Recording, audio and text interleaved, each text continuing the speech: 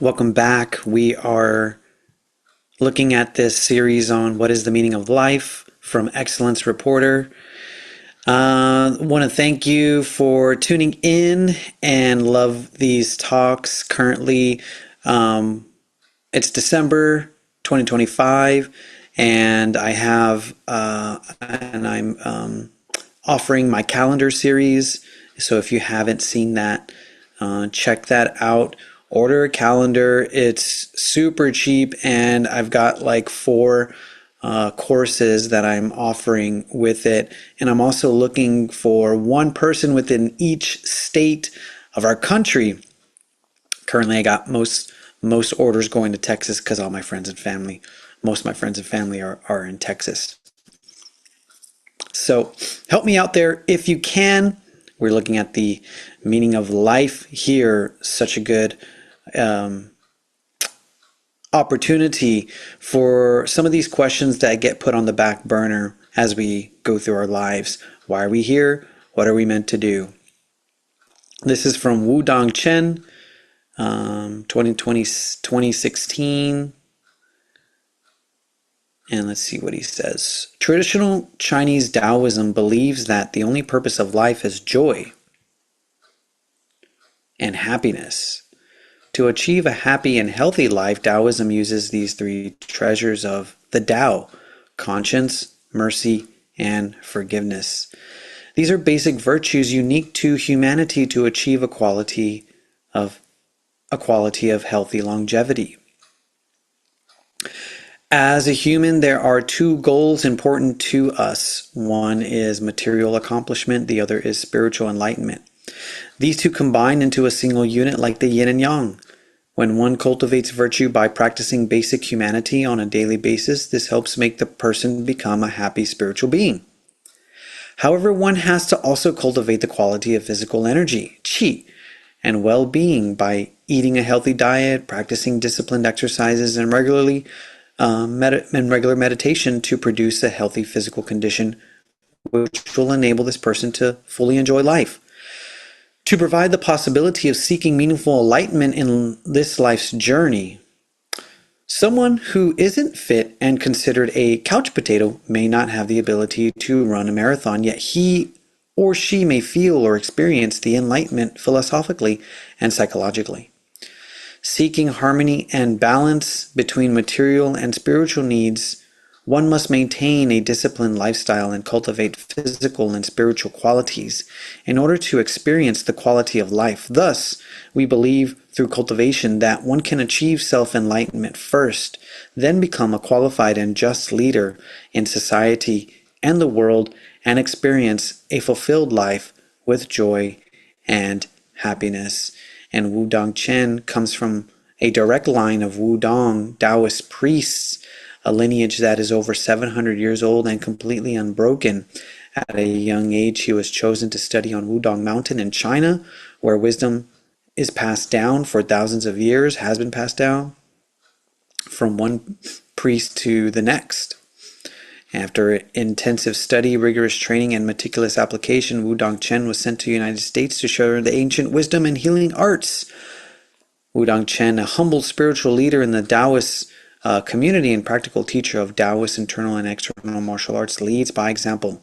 His gift for making Taoist thought accessible, his desire to share its message of peace and hope, and his open affection for his students have earned him a place as one of the most sought-after Taoist priests and Tai Chi masters in the West. He's the owner and founder of Tao House, located 7.5 miles south of Estes Park, Colorado. And he's also president and the founder of the Taoist Association USA, president of Qi for Longevity, and president and founder of the Association for Chinese and American Enrichment. So we can see that his talk, his offering here about the meaning of life is not too different from Dr. Yong's. If you haven't seen Dr. Yong's article and my reading of it and my comment on it, you can check out that other video. I'll list it in the description below. But What he says here, like I said, is not too different in terms of there's a spiritual life and a physical life, and he talks about being disciplined and he can advocate for discipline as someone who has went through a meticulous discipline regimen. What else? Similar to Dr. Yong's teaching of the martial moralities, this gentleman talks about these basic virtues, three treasures of the Tao: conscience, mercy, and forgiveness. And I think that's really interesting. You have these, what I would call sort of soft art aspects in mercy and forgiveness.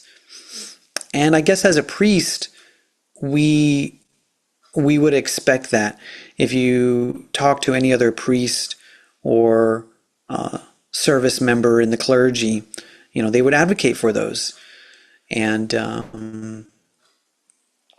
I would be curious to hear the martial arts aspect, because the Wudong mountain trains in martial arts and is highly regarded in beautiful martial arts movement and craft and skill. So let's see what he says about someone who isn't fit and considered a couch potato may not have the ability to run a marathon, yet they may feel or experience the enlightenment philosophically and psychologically. So that's interesting. However, he has to cultivate the quality of physical energy and well-being by eating a healthy diet, practicing discipline. Yeah. So what I learned from Dr. Yang is that the Taoist and the Buddhists have a different approach to enlightenment. So the Buddhist approach is to sit in meditation and create the condition for enlightenment to happen, which is through sitting meditation. There's not much. The body isn't highly regarded in that, in the way that in Taoist practices it's regarded. So what do I mean by that? And now this is from my training and learning. And if you've come across something different, let me know. I'm open. But so this is how Dr. Yang contrasted the Taoist approach and the Buddhist approach. The Taoist approach just sees the body as a skin bag. It's temporary and it just returns back to the earth. It has nothing, means nothing, because of the spiritual life that we have and the spiritual body. That is of most value and importance. So the cultivation in and the pursuit of enlightenment is sought after by sitting. However, rigorous sitting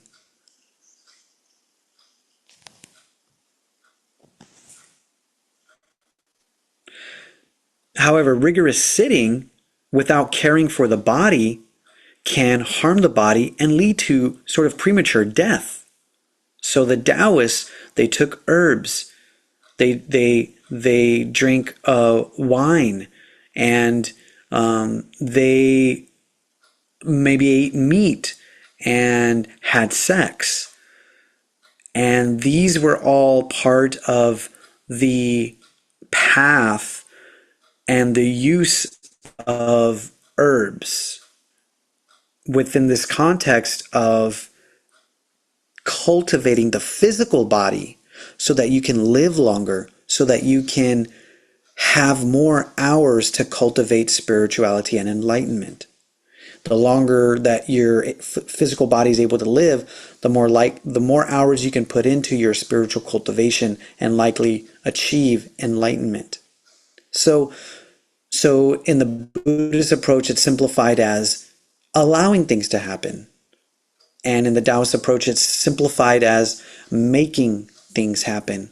And I really like the contrast of those, because in everyday life and in our spiritual practice and pursuits, we have a little bit of both. We have to find the happy medium between allowing things to happen and making things happen. And where I fall in that sort of mode of acting, living, and thinking is creating the conditions for things to happen. And this is a lot of this goes back to Qigong principle. In Qigong, we're looking for the quality of Qi and the quantity of Qi. And so I'm doing this research and deep dive in the context of mental health. In mental health, we're looking for the quality of being and the quantity of vitality. Anxiety is a quantity of energy, but a low quality of energy. Depression is a low, what is it? It's also low vitality and low quality as well. So to say all that, it goes back to this question of what is the meaning of life? What are we here and what are we meant to do? And the concept of mental health and mental awareness stems from these deep questions of why are we here and what are we meant to do? Often we find in society these answers are not really given. We're given answers and we're given somewhat of a template on how to live and move through society, but through a prevailing system, it can be characterized as a dominating system, and it's just missing the spiritual component. Even religious contexts and churches, unfortunately, with the aspect of dogmatic practices or more of a dictatorial, authoritative approach, do as I say, not as I do, we find that the spiritual life gets left behind. We can all communicate with God. We can access the great healing power of the universe, and we don't need a mediary to allow us access to God or to healing energy and power. We are always connected to it. We're the ones that disempower ourselves and sever those connections for ourselves. But the matrix and the dominating paradigms and dominating constructs to which we are exposed and conditioned disempowers us and doesn't answer, one, disempowers us, two, doesn't answer these deep questions, and three, creates conditions for low mental health standards and low mental health mental states and even low physical states, leading to possibly the rise and the epidemic of anxiety, depression, and suicide and loneliness. So that's it for today. Want to ask you what you think. What's the meaning of life to you? What is mental health to you? Where does real health come from? And looking forward to hearing more. Remember, I'm trying to find one person within each of the 50 states that would appreciate my calendar. The spirit of the martial mystic calendar, embracing the spirit of the redwood forest as a redwood temple, right? A living temple that resonates with the spiritual life, resonates with the spiritual body, and resonates with that of the world that is unseen, but that can be felt. When you're standing amongst these large, miraculous trees, you have this sense of feeling that everybody has, that's a little bit of beyond words, and that's similar to the Tao. When the Tao is named, it is no longer the Tao.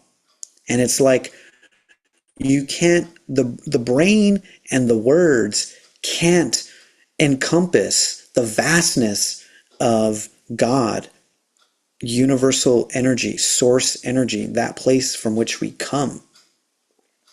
So let me know what you think. Please order a calendar or connect me with someone or gift a calendar to someone who would be interested. And until next time, may your chi flow smoothly and remember to embrace the woo.